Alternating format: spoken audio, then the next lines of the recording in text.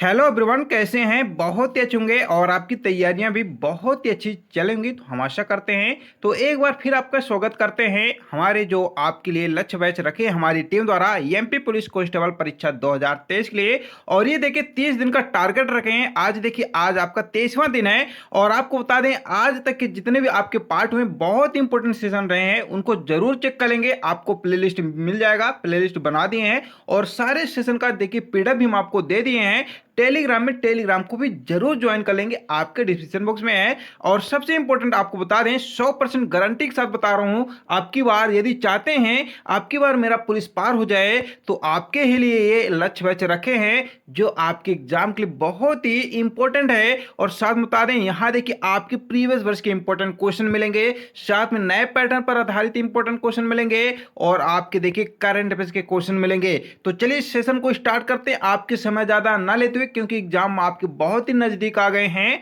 और अब की बार पुलिस तो पार करना ही। तो चलिए इस सेशन को स्टार्ट करते हैं।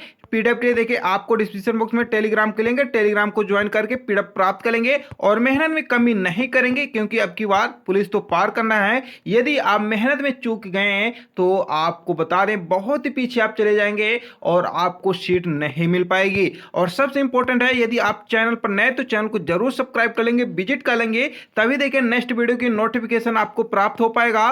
और एक बार सेशन बढ़ने से पहले जरूर सेशन को लाइक कर देंगे और शेयर भी जरूर कर देंगे। तो देखिए क्वेश्चन बढ़ने से पहले एक आपको बात बता दें, बहुत ही इंपॉर्टेंट बात है कि देखिए हौसला हो अगर बुलंद तो मुट्ठी में हर मुकाम है, मुश्किलें और मुसीबतों तो हमारी जिंदगी में आम है। जी आप सही सुने हैं। तो कहा जाए यदि आपके अंदर हौसला है बुलंद कि अब की बार एमपी पुलिस तो पार करके ही रहेंगे चाहे कुछ भी हो जाए, तो देखिए ये जितने भी मुसीबत परेशानियां हैं आपकी वो सब क्या है, आम बात है। चलिए हम आशा करते हैं आपकी तैयारी बहुत ही अच्छी चली होगी। तो आपको एक और बात बता दें कि हर वक्त दूसरों की सफलता में जानने के बजाय खुद की सफलता पर काम करो मेरे शेर सिंह। बहाने बना के आप खुद को मूर्ख बना रहे हो, ना कि किसी और को। यदि चाहते हैं अब की बार मेरा सफलता मेरे को कदम चूमे तो बता दें मूर्ख मत बनाइए किसी को, क्योंकि मूर्ख स्वयं बन रहे हैं। यदि मेहनत नहीं करेंगे तो सफलता मिलने वाली नहीं है। इसीलिए बता रहा हूं हौसले के साथ मेहनत करिए जिससे अब की बार आपका पेपर क्वालिफाई हो सके। चलिए पहले क्वेश्चन को और बढ़ते हैं। देखिए पहला क्वेश्चन क्या है कि सर्वदलीय नृत्य महोत्सव के लिए कौन सा शहर प्रसिद्ध है। बहुत इंपॉर्टेंट क्वेश्चन है और हम आशा करते हैं कुछ ऐसे क्वेश्चन है जिनको आप स्वयं जानते होंगे, तो यहाँ देखिए रिवीजन भी हो जाएंगे और उनके इंपॉर्टेंट फैक्ट भी देख लेंगे। तो यहाँ देखिए नृत्य महोत्सव की यदि बात करें तो खजुराहो आपका शहर जो प्रसिद्ध है। बहुत ही इंपॉर्टेंट क्वेश्चन है, हम आशा करते हैं इनकी पीडीएफ जरूर आप प्राप्त कर लेंगे। और भी यदि पार्ट की वीडियो देखना चाहते हैं तो आपको प्लेलिस्ट बनाएगी, प्लेलिस्ट जरूर चेक कर लेंगे और टेलीग्राम से जुड़कर पीडीएफ भी प्राप्त कर लेंगे। तो यहाँ देखिए मध्य प्रदेश कला परिषद द्वारा खजुराहो नृत्य महोत्सव प्रतिवर्ष मनाया जाता है और ये 2010 से शुरू किया गया है। तो काफी बार क्वेश्चन में ये पूछा जाता है कि बताइए खजुराहो जो नृत्य महोत्सव है कब ये प्रारंभ हुआ है। जी तो बता देना है सर, ये हमारे 2010 में स्टार्ट हुआ था। और ये कहाँ मनाया जाता है तो बता देना सर खजुराहो में मनाया जाता है। और आपको बता देना कहाँ किस राज्य में मनाया जाता है, सर ये मध्य प्रदेश में मनाया जाता है। लेकिन यह भी एक क्वेश्चन बनता है कि बताइए किस महीने में किस तारीख से किस तारीख तक मनाए जाते हैं। तो 1 फरवरी से लेकर आपके 7 फरवरी कहा जाए एक सप्ताहिक में ये मनाया जाता है। और सबसे इंपॉर्टेंट टॉपिक क्या है कि चंदेल वंश के और खजुराहो के संस्थापक जो हैं चंद्रवर्मन ने इसका आपकी स्थापना किए थे। और सबसे इंपॉर्टेंट है और एक बात है कि खजुराहो जो है ये छतरपुर जिले के अंतर्गत आता है और यहाँ देखिए आपके आदिवासी कला संग्रहालय भी आपका स्थित है।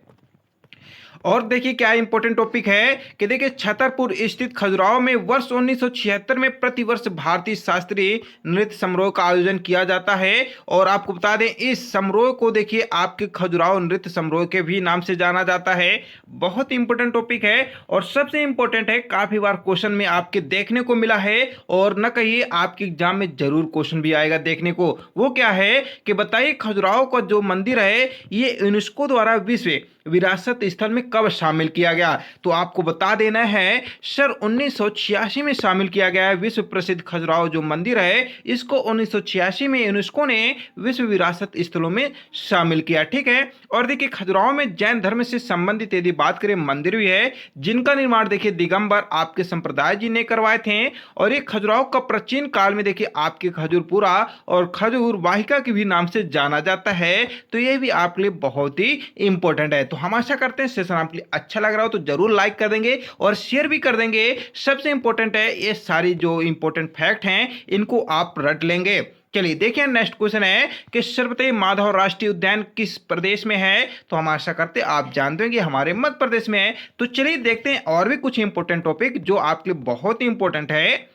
तो सर ये जो माधव राष्ट्रीय उद्यान है ये मध्य प्रदेश के हमारे शिवपुरी जिले में है और ये ग्वालियर में भी देखिए आपके फैला हुआ है। तो काफी बार क्वेश्चन में पूछा जाता है कि बताइए माधव राष्ट्रीय उद्यान बताइए किस जिले के अंतर्गत आता है? तो बच्चे तो रटे रहते हैं सर शिवपुरी, लेकिन ऑप्शन में शिवपुरी आता ही नहीं है तो बच्चे कंफ्यूज हो जाते हैं और इनमें से कोई नहीं आंसर करके आ जाते हैं। लेकिन आपको बता देना है सर ग्वालियर में भी आते हैं तो ग्वालियर आपका ऑप्शन रहेगा तो राइट आंसर करके आना है। तो ये जरूर दोनों नोट कर लेंगे।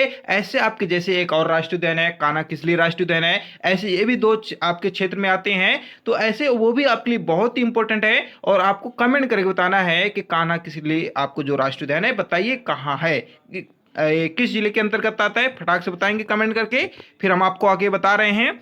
चलिए देखिए नेक्स्ट है कि देखिए ये माधव राष्ट्रीय उद्यान जो है ये आपके उत्तर पश्चिम में मध्य प्रदेश में है जो कि इसकी यदि बात करें 354 वर्ग किलोमीटर है और आपको बता दें कहीं कहीं देखिए 375 वर्ग किलोमीटर में ये फैला हुआ है। तो कहा जाए ये आपकी यदि बात करें शिवपुरी में 354 वर्ग किलोमीटर है और ग्वालियर का भी ले लें तो 375 हो जाता है। लेकिन ये राष्ट्रीय उद्यान की स्थापना यदि बात करें सर 1958 में हुआ है। और आपको सबसे इंपॉर्टेंट टॉपिक बता दें कि माधव राष्ट्रीय उद्यान में ही एक पहाड़ी शिखर पर आपका जॉर्ज कैसल नामक एक भव्य भवन भी बना है जो कि काफी बार क्वेश्चन आपके एग्जाम में देखने को मिलता है। चलिए बढ़ते हैं आपके नेक्स्ट क्वेश्चन। आपसे एक ही निवेदन है यदि चैनल पर नए हैं तो चैनल को जरूर सब्सक्राइब कर लेंगे, विजिट कर लेंगे, तभी देखें नेक्स्ट वीडियो की नोटिफिकेशन आपको मिल पाएगा। और यहाँ देखिए नेक्स्ट क्वेश्चन है कि सर बताइए निम्नलिखित में से कौन सी नदी का उद्गम स्थल मध्य प्रदेश में नहीं हुआ? जी सर ये चंबल तो हमारे मध्य प्रदेश में हुआ है, वैनगंगा भी हुआ, शिप्रा भी हुआ, लेकिन सर ये हमारा बनास जो है नहीं हुआ है। लेकिन सर बताइए कहाँ हुआ है? तो ये देखिए आपकी नदी जो है बनास नदी ये राजस्थान के आरा वाली पहाड़ों से निकली है और इस चंबल इंदौर के महो कस्बे से शिप्रा धार में विंध्य श्रेणी में वैनगंगा सियोन जिले में सतपुड़ा से निकलती है। चलिए देखें नेक्स्ट क्वेश्चन क्या है कि सर बताइए मलाज खंड खदान जो है ये किस खनिज से संबंधित है? सर ये आपके तांबा से संबंधित बहुत ही इंपॉर्टेंट क्वेश्चन है। चलिए यहाँ भी देखते हैं कुछ आपकी इंपॉर्टेंट फैक्ट। तो ये देखिए मलाज खंड जो है खदान ये मध्य प्रदेश के बालाघाट जिले में है जो एशिया की सबसे बड़ी तांबे की खदान है। और आपको बता दें कि बालाघाट मलाज खंड में भारत का सबसे बड़ा तांबा भंडार है औरत है। इसे देखिए मलाज खंड को तांबा नगरी भी कहा जाता है। तो बहुत इंपॉर्टेंट है, हम आशा करते आप इन सारे इंपॉर्टेंट फैक्ट को जरूर रट लेंगे। और मलाज खंड में देखिए तांबे का उत्खनन हिंदुस्तान कॉपर लिमिटेड द्वारा भी किया जाता है। तो यह भी आपके लिए इंपॉर्टेंट है। आपको हमें एक सपोर्ट चाहिए, यदि आप चाहते हैं मैराथन की क्लास 500 इंपॉर्टेंट क्वेश्चन जो आपके प्रीवियस वर्ष के बार बार आए हुए हैं, साथ में नए पैटर्न पर आधारित करंट अफेयर्स के क्वेश्चन जिसमें देखिए आपके साइंस से साथ में आपके एमपीजी के और आपके सम्मान ज्ञान के क्वेश्चन आपके सम्मिलित करेंगे, तो आपका हमें सपोर्ट चाहिए। और इनकी पीडीएफ देखिए हम आपको निःशुल्क देंगे, लेकिन हमें आपका सपोर्ट चाहिए। सर हमें इस पर हमें एक वीडियो स्पेशल क्लास करा दीजिए जिससे आपके बार मेरा आपका जो पुलिस का पेपर हो रहा क्वालिफाई हो सके। तो हमें एक आपका सपोर्ट चाहिए। और ये देखिए आपको बिना पेड कोर्स के हम आपको निःशुल्क प्रोवाइड कराएंगे पीडीएफ साथ में और इसकी आपकी क्लासेस। तो यदि चाहते हैं तो हमें आपको सपोर्ट करना है और सेशन को जरूर शेयर कर देंगे। चलिए देखिए नेक्स्ट क्वेश्चन है कि सर बताइए कुमार गंधर्व पुरस्कार किस क्षेत्र से संबंधित हैं? तो सर ये आपके संगीत के क्षेत्र से संबंधित हैं। तो चलिए यहाँ भी देखते हैं कुछ आपके इंपॉर्टेंट फैक्ट। तो ये देखिए कुमार गंधर्व जो है मध्य प्रदेश के देवास जिले में है, और आप तो जानते हैं देवताओं का जो जिला है देवास जिला है, इसलिए नाम भी पड़ा है देवियों के कारण। और इस संगीतकार जो हैं कुमार गंधर्व जी, इनका निधन 1992 में हुआ है।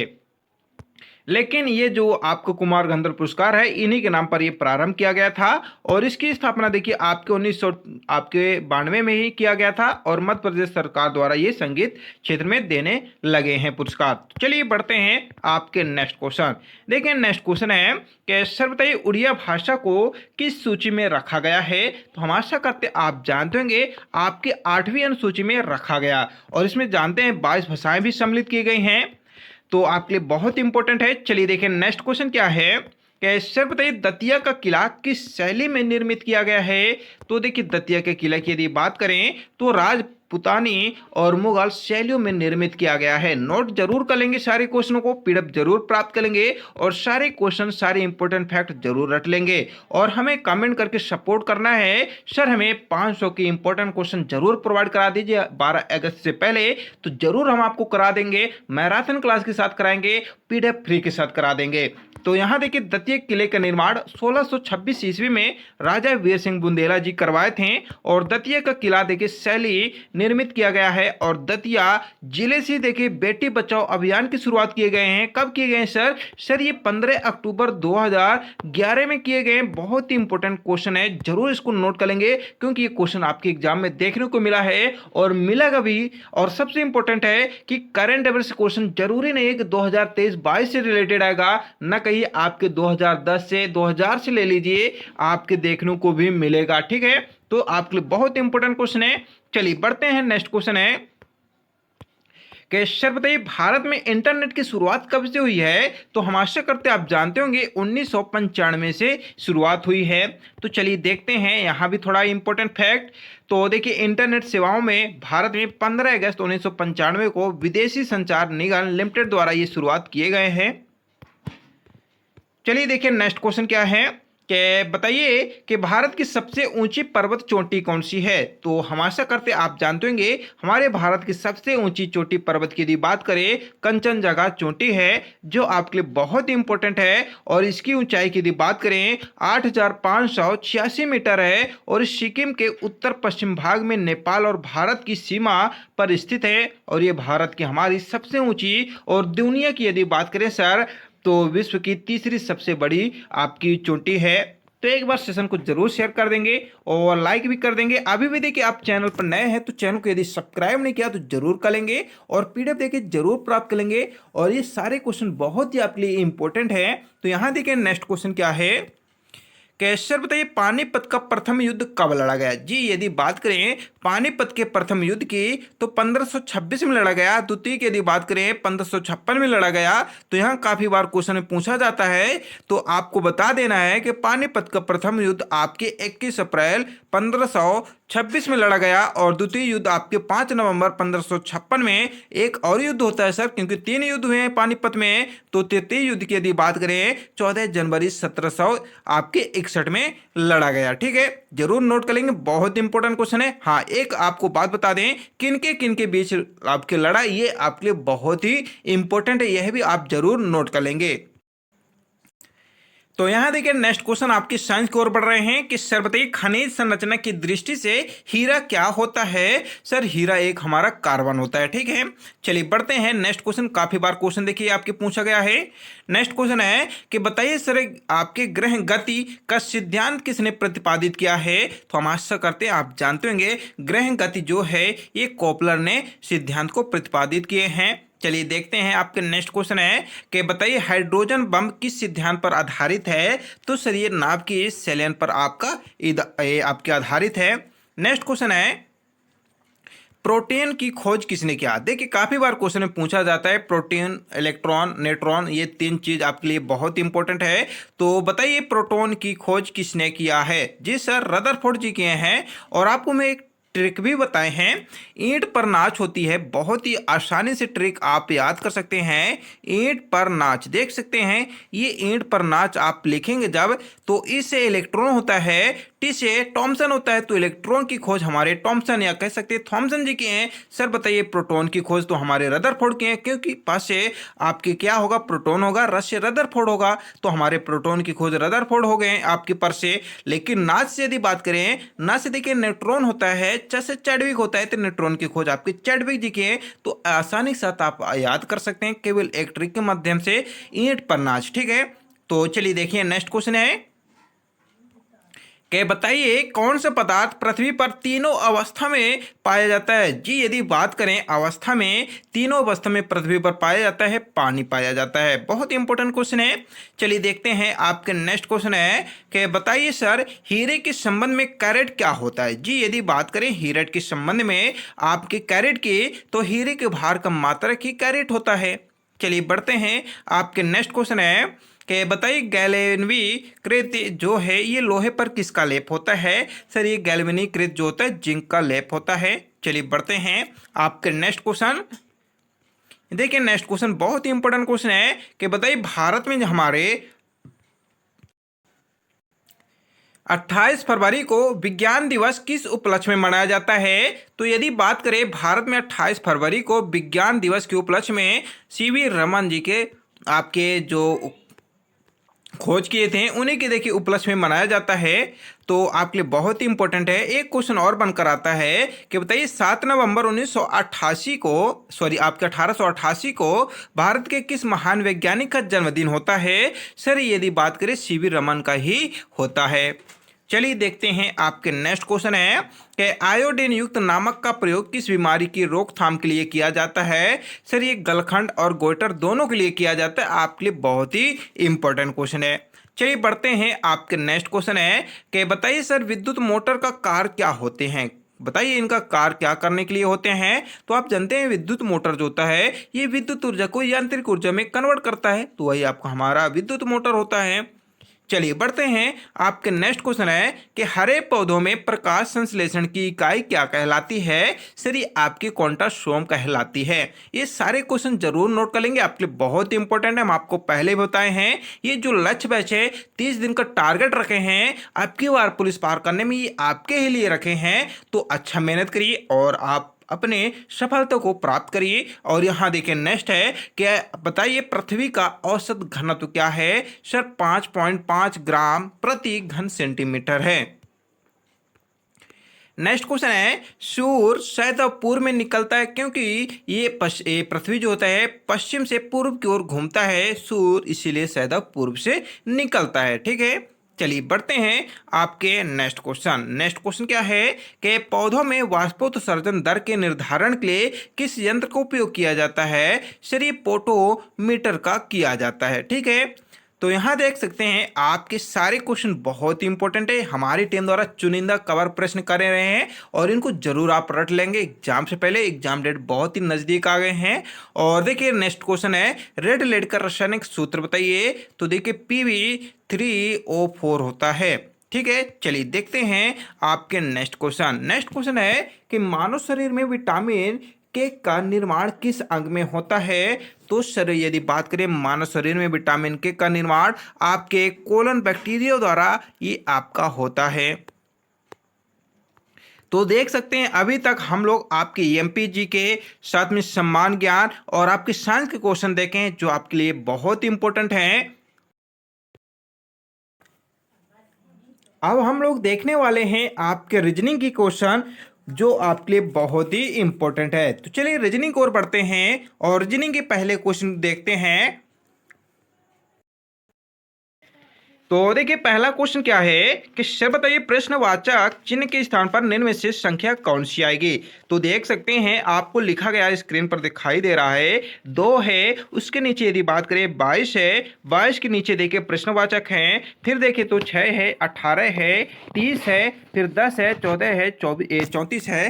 तो यहाँ कैसे सिस्टम से हल करेंगे ये आपको जानना है। ठीक है, तो यहाँ देख सकते हैं यदि बात करें आपके ये जो दिया गया है आपका 2 को यदि जोड़े और 22 को जोड़ दें तो हमें कितने मिलेंगे सर? हमें मिल रहे आपके 24 मिल रहे हैं, ठीक है। अब यदि बात करें 6 और 18 के जोड़ेंगे तो कितने मिलेंगे सर? 6 18 के जोड़ेंगे सर, हमें मिल जाएंगे आपके 24 मिल जाएंगे, ठीक है। 24 मिल रहे हैं ना। अब क्या जोड़ना है? 10 और आपके 14 के जोड़ना है तो 24 मिल रहे हैं। तो सर कहा जाए तीनों में क्या मिल रहे हैं? हमें 10 10 मिल रहे हैं, 24 24 मिल रहे हैं।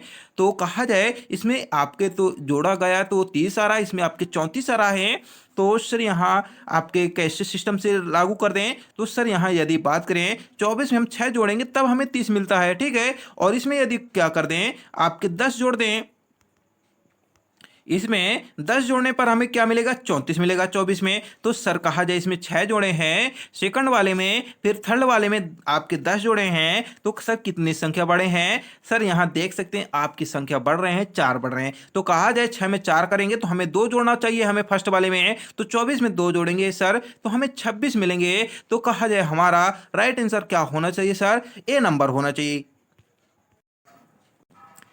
तो राइट आंसर हमारा देखिए ए नंबर हो जाएगा। और ऐसे भी समझ सकते हैं कि देखिए 22 से और 2 को जोड़ेंगे तो देख सकते हैं हमें 24 मिलेंगे। तो 24 में क्या करना है? पुनः ये जो संख्या ऊपर वाली है 2 जोड़ेंगे तो हमें 26 मिलेंगे। ऐसे देख सकते हैं सभी में रूल होगा। 6 और 18 की जोड़ेंगे तो हमें कितने मिलेंगे? आपके देखिए 24 ही मिलेंगे। लेकिन ये जो पुनः 6 लिखा है तो फिर 6 जोड़ेंगे तो हमें ऑलरेडी सर 30 मिल रहे हैं। मिल रहे हैं कि नहीं मिल रहे हैं? ऐसे 10 24 को जोड़ेंगे तो सॉरी 10 14 को जोड़ेंगे तो 24 मिलेंगे। फिर 24 में 10 जोड़ेंगे सर हमें 34 में मिलेंगे। तो कहा जाए यहाँ जो रूल है ये एक बार आपस जुड़ रहे हैं। जो पुनः ऊपर संख्याएं दे रही हैं पुनः उनको जोड़ने पर हमें नीचे वाली संख्याएं मिल रहा है। तो हमारा फर्स्ट ही राइट आंसर हो जाएगा, ठीक है। हम ऐसे करते हैं, आप समझ गए होंगे। तो चलिए बढ़ते हैं आपके नेक्स्ट क्वेश्चन देखेंगे। नेक्स्ट क्वेश्चन है कि प्रश्नवाचक चिन्ह के स्थान पर बताइए निम्न में से कौन सी संख्या आएगी। तो यहाँ देखिए 0 7 26 है, 63 है, फिर आपका प्रश्नवाचक चिन्ह है तो आपको बताना है कौन सी संख्या आएगी। तो यहाँ यदि बात करें सर, तो यदि बात करें 2 का क्यूब कर दें तो देखिए 2 का क्यूब करने पर क्या हमें मिलेगा? 7। तो ये देख सकते हैं 2 मल्टीप्लाई 2 करेंगे तो आपके 2 दूनी 4 और 4 दूनी 8 होते हैं, ठीक है। तो 8 - 1 करने पर देखिए हमें 7 मिलते हैं, ठीक है। तो कहा जाए 2 का क्यू करे हैं तो अब 3 का क्यू कर दें तभी ना हमें मिलेगा 26। तो ये 3 का क्यू कर दें तो 3 मल्टीप्लाई आपका 3 आ गया। 3 3 9 9 3 27 होते हैं। 27 में यदि 1 घटाएंगे तो 26 मिलेंगे। तो कहा जाए अभी हम 2 का क्यू करें, अब 3 का किए हैं और -1 कर देते हैं तो हमें ऑलरेडी संख्या मिलती है। तो सर हम 4 का भी कर लेते हैं क्यू, तो कर लेंगे 4 मल्टीप्लाई 4 कर लेंगे तो कितना मिलेगा सर? 4 चक्को 16, 16 चक्को हमें 64 मिलते हैं। 64 में -1 करेंगे तो हमें 63 मिलते हैं, ठीक है। अब क्या करेंगे सर? 5 का क्यू करेंगे क्योंकि अभी 2 का किए, 3 का किए, 4 का किए, अब हम 5 का कर देंगे क्यू। तो 5 का क्यू करेंगे तो 5 मल्टीप्लाई 5 आपके करेंगे तो 5 हम 25 होते, 25 25 125 होंगे। तो 125 में 1 माइनस करेंगे तो कितने मिलेंगे सर? हमें 124 मिलेंगे।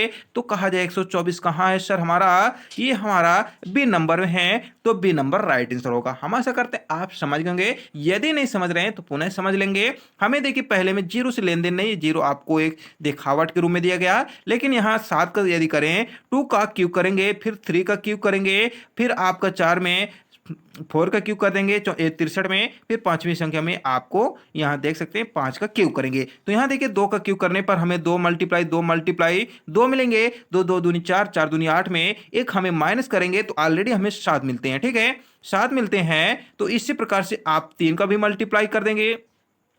3 3 9 9 3 27 होते हैं। 27 में एक माइनस करेंगे तो 26 मिल जाएंगे। और इसी प्रकार से आप कर लेंगे, आप 4 का भी कर लेंगे। 4 मल्टीप्लाई 4 कर लेंगे और ये आपका 4 16 16 चक्कू 64 होते हैं। 64 में एक माइनस करेंगे तो ऑलरेडी हमें 63 मिलते हैं। तो हाँ यहाँ सर ऑलरेडी हम जो आपका क्यूब कर रहे हैं तो 4 तक क्यूब कर रहे हैं तो ये क्रम में संख्या जा रही है तो हमारा संख्या बढ़ेगा। तो 5 का क्यूब कर देंगे तो 5 का क्यूब करेंगे तो हमें सर 125 मिलते हैं। 125 में हम माइनस करेंगे 1 तो हमें 124 मिलेंगे। तो हमारा बी नंबर राइट आंसर हो जाएगा। चलिए हम आशा करते हैं आप समझ गए होंगे। यदि नहीं समझे हैं तो आपको कमेंट करके बताना है। हम आपको टेलीग्राम में एक कोरे पेज में अच्छे से विस्तार से समझा कर लिख कर भेज देंगे फोटो खींचकर, जिससे आपको देख लेना है। तो टेलीग्राम को ज्वाइन जरूर कर लेना है।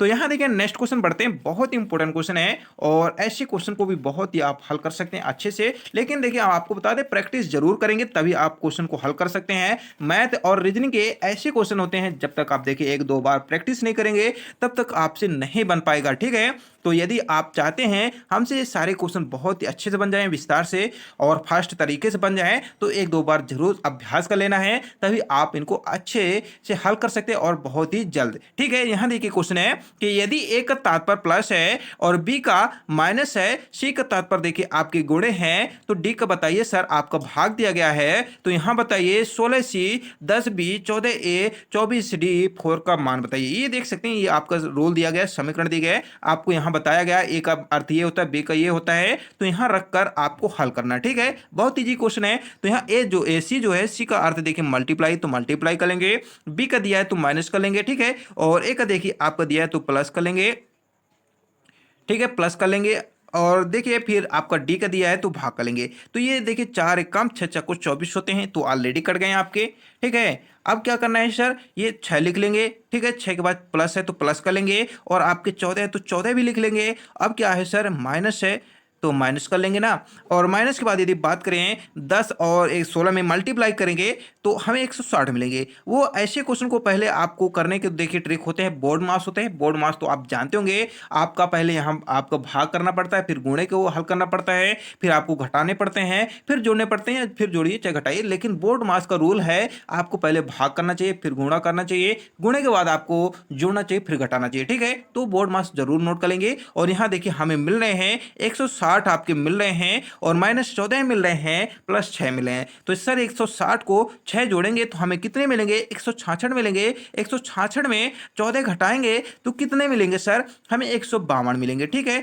तो कहा जाए हमारा ए नंबर राइट आंसर होगा। हम ऐसा करते हैं, आप समझ होंगे। यदि नहीं समझे पुनः समझ लीजिए, बहुत इजी क्वेश्चन है। यहाँ आपको ऑलरेडी ए का मान दिया गया है प्लस, तो लिख लेंगे, ए की जगह हम प्लस लिख लेंगे, और सी का भी देखिए, बी का भी दिया है तो यहाँ बी का देखिए माइनस है तो माइनस कर लेंगे, ठीक है, और सी का दिया है गुणे है तो गुणे कर लेंगे, डी का देखिए भाग दिए तो भागे चिन्ह कर लिए, ठीक है। अब क्या करना है, आपको देख सकते हैं 16 गुणे 10 गुणे 10 माइनस 14, 14 प्लस आप लिखेंगे 24, 24 भागे 4 लिख लेंगे, तो 4 एक कम 6 चक्को 24 होते हैं, ठीक है। और ये 16 आपके 10 के मल्टीप्लाई करेंगे तो हमें 160 मिल जाएंगे। माइनस है 14 है तो 14 करेंगे, प्लस है 6 तो 6 करेंगे, और ये आपके 160 6 को जोड़ेंगे तो कितना मिलेंगे आपको, 166 ना मिलेंगे, और बचेगा क्या सर, हमें 14 बचेंगे, तो इसको घटा देंगे तो 152। ऑलरेडी देखिए हमारा ये नंबर राइट आंसर मिल जाता है। तो हम आशा करते हैं आप बहुत ही अच्छे से समझ गए होंगे।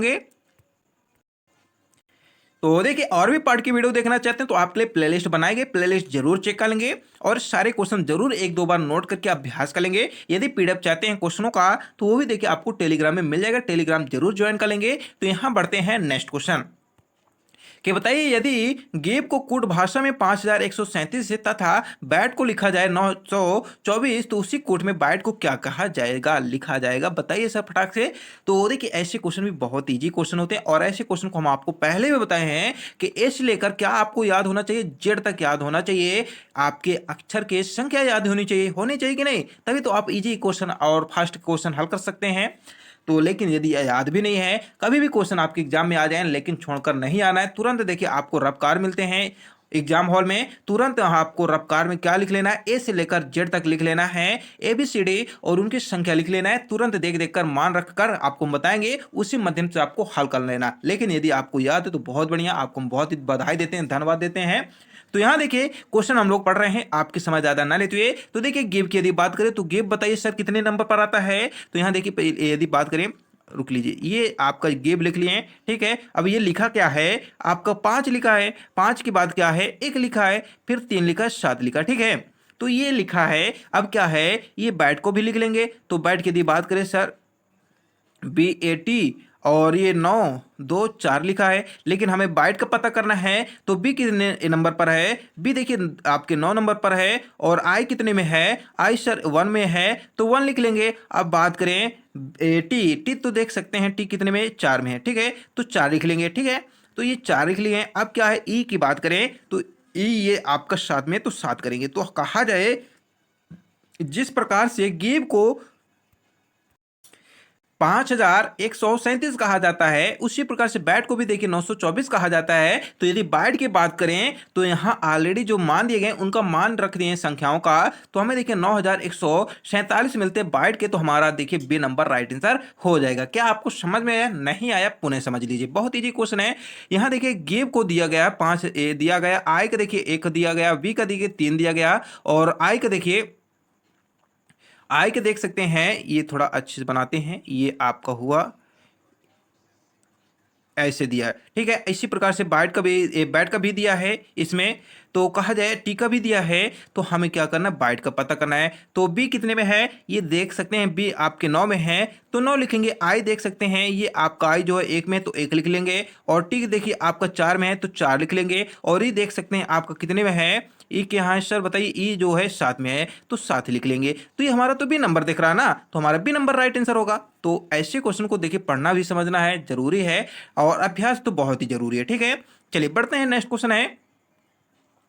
देखिए क्वेश्चन क्या है कि यदि राम श्याम के दक्षिण में है और नरेश श्याम की पूर्व में है, तो बताइए नरेश के सापेक्ष राम किस दिशा में। बहुत इजी क्वेश्चन है। वो कैसे सर? वो देखिए आपको दिशा ज्ञान है तो बहुत ही अच्छी बात है, लेकिन एक ट्रिक बताएंगे जिससे आप ऐसे क्वेश्चन को हल कर सकते हैं। वो क्या ट्रिक है? देखिए आप जानते हैं कि एक ट्रिक होती है हमारी, यानी ई एस डबल होती है। सर ये क्या है? नेक्स्ट ईस्ट साउथ वेस्ट है सर, और क्या है? और इधर आप जानते हैं क्या होते हैं आपके, क्या होते हैं सर? ये राइट होते हैं और ये आपके लेफ्ट होते हैं, ठीक है। अब क्या क्वेश्चन पढ़ना है, यदि राम बोल रहे हैं श्याम के दक्षिण में है, कौन है? राम ना है। श्याम के दक्षिण किसको कहते हैं सर? साउथ को कहते हैं। तो यहाँ लिख लेंगे सर, राम भैया को लिख लेंगे। अब क्या है, और नरेश जो है श्याम के पूर्व में है जी। यदि बात करें नरेश जो है श्याम के पूर्व में है, तो पूर्व बताइए सर कौन सा? ईस्ट ना है, तो ईस्ट को यहाँ क्या कर लेंगे? श्याम को कर लेंगे। अब क्वेश्चन क्या बोल रहे हैं, तो बताइए नरेश के सापेक्ष आपके, सॉरी देख सकते हैं नरेश यहाँ लिखेंगे ना कि यहाँ श्याम लिखेंगे,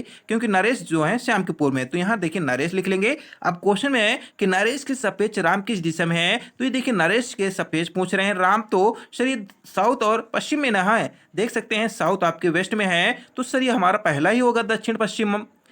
पुनः समझिए, बहुत ही इजी क्वेश्चन है, और ऐसे ट्रिक के माध्यम से आपको बता रहे हैं कोई भी क्वेश्चन आए हल कर सकते हैं, बहुत ही फास्ट कर सकते हैं। वो कैसे? आपको लिख लेना है एन ई यस लिख लेना है, डब्ल्यू लिख लेना है, इधर आपको राइट कर लेना है, इधर लेफ्ट लिख लेना है, और क्वेश्चन को पढ़ना है। क्वेश्चन देख सकते हैं आपको लिखा गया है, यदि राम जो है श्याम के दक्षिण में है, तो आप जानते हैं दक्षिण साउथ को कहते हैं। राम की बात करें तो यहाँ राम लिख लेंगे साउथ में। फिर नरेश की बात करें श्याम की पूर्व में है, तो आपका पूर्व ईस्ट हुआ, तो यहाँ नरेश लिख लेंगे। क्वेश्चन में बोल रहे हैं तो बताइए नरेश के सापेक्ष जो है राम किस दिशा में है? सर ये सापेक्ष में है, और पूछ रहे हैं किस दिशा में है, तो जानते हैं नरेश ये हमारा आपके पूर्व में है, ईस्ट में है, तो ये किस दिशा में जा रहे हैं सर? साउथ आपके वेस्ट में जा रहे हैं। तो कहा जाए आपके साउथ को दक्षिण कहते हैं, वेस्ट को पश्चिम कहते हैं, तो हमारा तो ए नंबर हो जाएगा। तो हम आशा करते हैं आप बहुत ही इजी क्वेश्चन समझ गए होंगे, और इसी आपके तरीके से। तो यही क्वेश्चन आपके लिए बहुत इंपॉर्टेंट, इनको जरूर अभ्यास कर लेंगे, और आपके एग्जाम के लेवल से बहुत ही इंपॉर्टेंट है। तो आपसे एक ही निवेदन, सेशन को जरूर शेयर कर देंगे, लाइक कर देंगे। अभी भी चैनल पर नए तो चैनल को जरूर सब्सक्राइब कर लेंगे, और भी पार्ट वीडियो को देखना चाहते हैं तो आपके लिए प्लेलिस्ट ही बनाकर रखे हैं। इनकी सारी पीडीएफ हम आपको टेलीग्राम में प्रोवाइड करा देंगे, टेलीग्राम को भी जरूर ज्वाइन कर लेंगे। अब देखिए हम लोग बढ़ेंगे, आपके मैथ की ओर बढ़ेंगे, तो चलिए मैथ के भी क्वेश्चन देख लेते हैं। तो देखिए मैथ का पहला क्वेश्चन क्या है कि जानवरों के एक समूह में कुछ गाय हैं तथा कुछ कबूतर हैं, जिसके देखिए सिरों की संख्या क्या है? 142 है, और पैरों की संख्या क्या है? 392 है। तो बताइए समूह में गायों की संख्या क्या है जी। यदि बात करें गाय की संख्या पूछ रहे हैं, तो हम आपको पहले भी बताए हैं, कुल पैरों की संख्या माइनस सिरों की संख्या कर देना है, और आपस में 2 का भाग दे देना है, क्योंकि 2 की संख्याओं की बात करें गाय की और कबूतर की, तो यहाँ देखिए 2 का भाग देने पर आपको यहाँ 392 144 में घटाएंगे तो कितने मिलेंगे सर? 250 मिलेंगे। 250 में 2 का यदि भाग दे देंगे तो आप देख सकते हैं 2 एक्का आपके देख सकते हैं 2 दूनी 4 होते हैं, और ये आपके 2 पंचे आपके कहा जाए 125 मिले, ठीक है। तो हमारा 125 राइट आंसर हो जाएगा। क्या आपको समझ में नहीं आया सर? पुनः समझा दीजिए। देखिए कैसे समझना है, आपको क्वेश्चन पहले पढ़ लेना है। जानवरों के एक समूह दिया गया, ठीक है। इसमें बोल रहे हैं कुछ गाय हैं तो कुछ कबूतर हैं, तो जिसके देखिए सिरों की संख्या है 142 है और पैरों की संख्या देखिए 392 है। तो यहाँ बताइए समूह में गाय की संख्या पूछ रहे हैं। ठीक है सर, बताएंगे। वो देखिए आपके लिए ऐसे क्वेश्चनों को हल करने के लिए संख्या बराबर आपकी एक ट्रिक होती है। वो क्या होती है, यहाँ ऑलरेडी बोल रहे हैं आपको ज्ञात करना है, गाय की संख्या ज्ञात करना है। तो कुल पहले पैरों की संख्या लिख लेंगे और आपके कुल पैरों की संख्या लिख लेंगे और कुल सिरों की संख्या लिख लेंगे और आपस में घटा देंगे। और दो की बात करें, गाय और कबूतर दो ही तो हैं, तो दो का भाग दे देना है। तो ऑलरेडी देखिए क्वेश्चन का आपका आंसर राइट आंसर आ जाएगा। तो देख सकते हैं कुल पैरों की संख्या आपकी 392 दिए गए हैं और सिरों की संख्या 142 दिए गए हैं और आपकी गाय और कबूतर दो ही है। तो आपस में इनको घटा देंगे तो हमें मिल रहे हैं सर आपके 250 मिल रहे हैं। 250 जब मिल रहे हैं आपके, तो हमें दो का आपके जो गाय कबूतर हैं तो इनका भाग दे देना है। भाग देने पर हमें देखिए दो एक कम मिलते हैं, दो दूनी 4 मिलते हैं, 5 दूनी 10, 125 मिलते हैं। तो हमारा ए नंबर राइट आंसर हो जाएगा। हम आशा करते हैं बहुत ही आप अच्छे से समझ गए होंगे। तो चलिए बढ़ते हैं नेक्स्ट क्वेश्चन। तो यहां देखिए नेक्स्ट क्वेश्चन है, यदि a प्लस बी बराबर 5 है तथा a आपके इंटू बी बराबर 6 दिया गया तो a का वर्ग बोल रहे हैं प्लस b का वर्ग का मान बताइए। जी सर वो बताएंगे। तो यहाँ भी देखिए आपको क्या होना चाहिए पता, ए स्क्वायर प्लस बी स्क्वायर का कुछ ट्रिक होते होंगे ना, आप जान दोगे इसका सूत्र होते हैं। तो यहाँ तो जरूरी है सर आपको आना चाहिए, आपका क्या आना चाहिए, सूत्र फार्मूला आना चाहिए कि आपको। तो ए स्क्वायर प्लस बी स्क्वायर बराबर कितना होते हैं सर, हम आशा करते आप जानते होंगे ए प्लस बी का होल स्क्वायर आपके माइनस 2ab होता है। हम आशा करते आप जानते होंगे। ठीक है, तो अब क्या करना है सर, ऑलरेडी ए प्लस बी बराबर 5 दिया है तो रख लेंगे ना सर, 5 का स्क्वायर कर लेंगे। फिर माइनस दिया है 2 लिखा तो 2 मल्टीप्लाई कर लेंगे, ए इंटू बी बराबर दिया 6 तो 6 कर लेंगे। अब क्या करना है, 5 का स्क्वायर करेंगे तो 5 25 होगा, 6 दूनी 12 होगा। तो कहा जाए सर 25 और आपके 12 को घटा देंगे तो हमारा राइट आंसर सर हमें 13 मिल रहा है। तो 13 हमारा सी नंबर में है, तो हमारा राइट आंसर होगा। क्या आपको समझ में आया? नहीं आया सर, इतना फास्ट बता दिए, समझ में नहीं आ रहा है।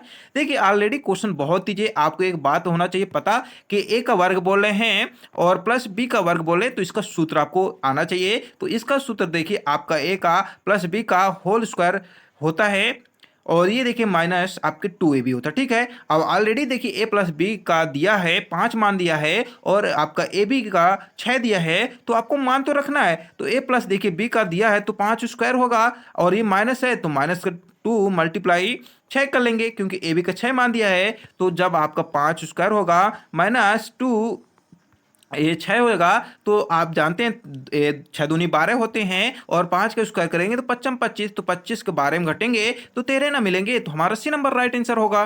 चलिए बढ़ते हैं आपके नेक्स्ट क्वेश्चन। देखिए नेक्स्ट क्वेश्चन बहुत ही अच्छा क्वेश्चन है और ऐसे क्वेश्चन आपके एग्जाम में ज्यादातर देखने को मिलते हैं। क्वेश्चन क्या है ये देखेंगे हम। ठीक है, तो क्वेश्चन देखिए क्या है कि 2 भागे दिया है, फिर आपका कोष्टक दिया है 2 मल्टीप्लाई 2 लिखा है, फिर आपका भागे लिखे हैं, ये आपका फिर ऐसे वाला भाग दिया है, फिर आपका 2 है, फिर भागे है, फिर 2 है, फिर कोष्टक है, फिर मल्टीप्लाई, ये आपका ये ऐसे लिखा। ठीक है, अब इसको आपस में काटना है। ठीक है, अब क्या करेंगे, आपस में इसको हल करेंगे, इसका मान निकालेंगे। वो कैसे करेंगे सर, ये देख सकते हैं पहले आपके अंदर के जो कोष्टक उनको आपस में कर लेंगे क्योंकि बोर्ड मास का रूल ही नियम है, पहले कोष्टक के अंदर को हम हल करेंगे फिर आपके बाहर को हल करेंगे। तो यहाँ देखिए आपके इसको 2 दूनी 4 हो जाएंगे। ठीक है, तो कहा जाए 2 भागे मिलेंगे हमें आपके, ये देखिए आपके 2 भागे कितने हुए 4 हुए क्योंकि ये 2 दूनी 4 हो गए। ठीक है, अब क्या करना है, ये आपस में कट गए तो 2 एक कम 2 हो गए हैं तो कहा जाए हमें इतने मिल गए। ठीक है, क्योंकि हमें मल्टीप्लाई 2 दिया है। अब क्या करना है, 2 एक कम 2 दूनी 4 कर लेना है तो कहा जाए हमें 2 मिल गए और इसमें यदि करेंगे आपस में गुणा करेंगे तो हमें 2 ही मिलेंगे। तो कहा जाए हमें 2 भागे 2 मिले, तो इनको आपस में काटेंगे तो 2 एक कम आएगा तो कहा जाए हमें सर 1 मिल रहे हैं। तो 1 मिल रहे हैं तो हमारा देखिए राइट आंसर ए नंबर हो जाएगा। ठीक है, हम ऐसा करते हैं आप समझ गए होंगे। इनको देखिए 1-2 बार आपको अभ्यास करना है नोटबुक में, तभी देखिए क्वेश्चन आप हल कर सकते हैं, अन्यथा देखिए नहीं कर सकते हैं। यदि आपको मन में विचार हैं सर कि हम वीडियो देख लें और सर हमें समझा रहे हैं तो देखिए आपको समझ में आएगा, लेकिन जब तक आप एक नोटबुक में एक स्वयं अभ्यास नहीं करेंगे तो ऑलरेडी देखिए आपके मन में जो भी कोई समझ में आ रहा है वो भी देखिए दूर हो जाएगा। यदि आप 1 बार 2 बार नोटबुक में अभ्यास कर लिए तो देखिए आपके माइंड में क्लियर बैठ जाता है और ऐसे क्वेश्चन को आप कभी भी हल कर सकते हैं आसानी के साथ। ठीक है, तो हम आशा करते आप समझ गए। यदि नहीं समझे तो पुनः समझिए। इसका जो मतलब दिया गया है आपका ऐसे लिखा है और ये 2 मल्टीप्लाई लिखा है, फिर आपके 2 भागे ये 2 का कोष्टक लिखा है, फिर मल्टीप्लाई 2 लिखा है, तो 2 दूनी 4 होते हैं, 2 एकम ये कट गए आपके, तो ये 2 एकम हुए, 2 दूनी 4 हुए, और ये 1 2 का देखिए भाग करेंगे तो हमें 2 मिलेगा। तो कहा जाए सर हमें कितने मिल रहे हैं, आपके देख सकते हैं मिल रहे हैं, कितने मिल रहे हैं बताइए फटाक से। 2 मिल रहे हैं, 2 आपके देख सकते हैं 2/2 मिल रहे हैं, तो 2 एकम आएगा, तो हमारा राइट आंसर एक नंबर होगा, तो कहा जाए हमारा ए नंबर हो जाएगा। ठीक है, बहुत ईजी क्वेश्चन है। चलिए बढ़ते हैं नेक्स्ट। देखिए यदि आपको समझ में नहीं आया तो आप कमेंट भी करके बता सकते हैं, हम आपको देखिए रफ कार एक कोरे पेज में समझाकर टेलीग्राम में भेज देंगे फोटो खींचकर, और टेलीग्राम को आपको ज्वाइन कर लेना, उसका हम प्रश्न भी लिखकर भेजेंगे जिसको आप आसानी के साथ समझ सकते हैं।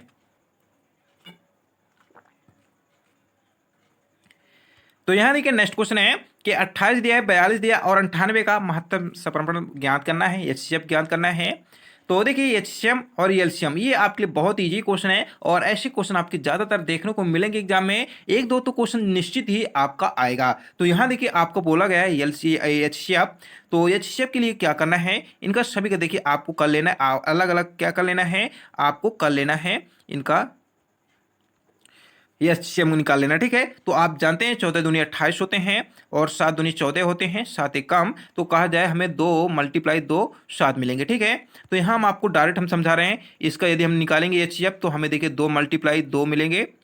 ठीक है, 28 का हम बता रहे हैं, 2 × 2 मिलेंगे और 7 मिलेंगे। और यदि बात करें आपके 42 का, तो 2 × 3 × 7 हमें मिलेंगे, क्योंकि देख सकते 2 दूना 6 3 दूना 6 6 7 42 होते हैं, 2 दूनी 4 इसमें भी कर सकते हैं।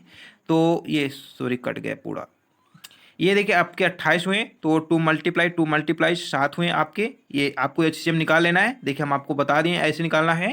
ठीक है, और 42 की यदि बात करें तो 42 के देखिए 2 गुणे हमें मिलेंगे, 3 × 7 मिलेंगे, 7 तरीके 21 होते हैं, 21 दूने 42 होते हैं। और 98 की यदि बात करें तो यहाँ 2 × 7 7 49 होता है, 49 दूने हमें 98 मिलते हैं। ठीक है, तो ये आपका रूल हुआ। अब यहाँ देखिए आपके जो आपस में जोड़े बन रहे हैं, इसमें 2 2 के बन रहे हैं, इसमें 7 7 के बन रहे हैं, तो ये संख्याएं क्या आएंगी, आपस में निकल आएंगी। तो 2 × 7 आएंगे, तो 2 7 14 आएंगे, तो ये आपका क्या हो जाएगा सर, ये एचसीएफ हो जाएगा। तो 14 हमारा बी नंबर राइट आंसर होगा। ठीक है, यदि यहाँ एलसीएम की बात करें तो एलसीएम आपको देखिए सारी संख्याओं को क्या कर लेना है, 28 का लेना है, फिर ऐसे करके 42 लिख लेना है, फिर आपको 98 लिख लेना है, फिर आपस में इनकी जो संख्याएं आपस में निकालेंगे, इधर जो संख्याएं आएंगी उनको जो आपस में आपके मल्टीप्लाई करने पर मिलेगा संख्या, वही आपका राइट आंसर होगा। तो यहाँ देखिए एचसीएफ और एलसीएम आपके लिए बहुत इंपॉर्टेंट है, काफी बार क्वेश्चन आपके एग्जाम में देखने को मिलते हैं, और बेसिक कॉन्सेप्ट के क्वेश्चन होते हैं जो बच्चों से नहीं बनता और क्वेश्चन छोड़कर आ जाते हैं। तो हम आशा करते हैं जिन बच्चों से बन रहा है तो बहुत ही अच्छी बात है,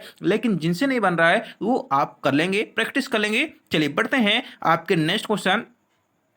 यहां देखिए नेक्स्ट क्वेश्चन है कि ए की आय बी की आय से 10% अधिक है, तो बी की आय जो है ए की आय से कितने % कम होगी। सर यहां बोल रहे हैं ए की आय बी की आय से 10% अधिक है, तो बी की आय की ए की आय से कितने % कम होगी। तो यहां देखिए ऑलरेडी कम की बात कर रहे हैं ना, तो आपको एक यहां भी देखिए ट्रिक होता है, वो ट्रिक होता है x से 100 प्लस x से मल्टीप्लाई 100 होता है। ठीक है, यदि ये ट्रिक आप याद कर लें तो आप ऐसे क्वेश्चन को बहुत ही आसानी के साथ हल कर सकते हैं। यदि कम बोले तो आपको प्लस कर लेना है, अधिक बोले तो यहाँ भी देखिए आपको माइनस कर लेना है। ठीक है, यहाँ देखिए पॉजिटिव होता है, उल्टा होता है। तो यहाँ देखिए यदि बात करें 10 मल्टीप्लाई एडिस भागे 100 प्लस 10 कर लें, फिर आपका 100 कर लेंगे मल्टीप्लाई, तो यहाँ देखिए इसको आपस में क्या करेंगे, भाग दे देंगे, तो कितने मिलेंगे सर, हमें 1000 मिलेंगे। फिर क्या है, इसको जोड़ेंगे 110 मिलेंगे। ठीक है, 110 मिलेंगे। अब इसमें देखिए 1 0 से कट गए, 1 0 तो बचा सर हमारा 100 बचा, और 11 बचा, 11 में 100 में भाग देंगे, तो हम आशा करते हैं आप जानते होंगे कितना मिलेगा, 11 तो भाग देंगे, 11 आपके 11 नैया 99 होते हैं। तो कहा जाए सर आपका लगभग हमारा देखिए आपका आएगा दशमलव में या बटे में आएगा, तो हमारा राइट आंसर देखिए बी नंबर हो जाएगा। ठीक है, ये आपका हो जाएगा, और ये आपको देखिए भाग आते होंगे, हम आशा करते हैं ऐसे आप भाग दे लेंगे, जो भी तरीके से आपसे आ रहे हैं उनको देख लेंगे, जो भी संख्या आएगा तो आपको देखिए ये आपका 9 से ही 1/11 आपका % आएगा। तो हमारा एक ही आज में जो कमी हो रही है, इतने % के साथ कमी हो रही है, तो आपका राइट आंसर हो जाएगा। ठीक है, हम आशा करते हैं आप समझ गए होंगे। आपके हम लोग नेक्स्ट दिन नेक्स्ट वीडियो मिलते हैं, नेक्स्ट पार्ट पर मिलते हैं। तब तक के लिए हम नमस्कार लेते हैं, और हमारे साथ बने रहने के लिए बहुत ही आपका धन्यवाद देते हैं, और अच्छा मेहनत करिए। आपका सफलता जरूर मिलेगा, क्योंकि आप जानते हैं मेहनत करने वालों की मिलता है सफलता, ना कि जो कोई ऐसे मेहनत सोचे 2-3 दिन कर लें और हमें सफलता मिल जाए, तो उनको देखिए नहीं मिलता। जो कंटिन्यू नियमित अभ्यास करते हैं उन्हीं को सफलता मिलता है। तो अच्छा मेहनत करिए और हमारे साथ बने रहने के लिए हमारे YouTube daily current affair channel पर आपका बहुत ही स्वागत है। अच्छा मेहनत करिए, आपको सफलता जरूर मिलेगा। तब तक के लिए नमस्कार, जय हिंद, जय भारत।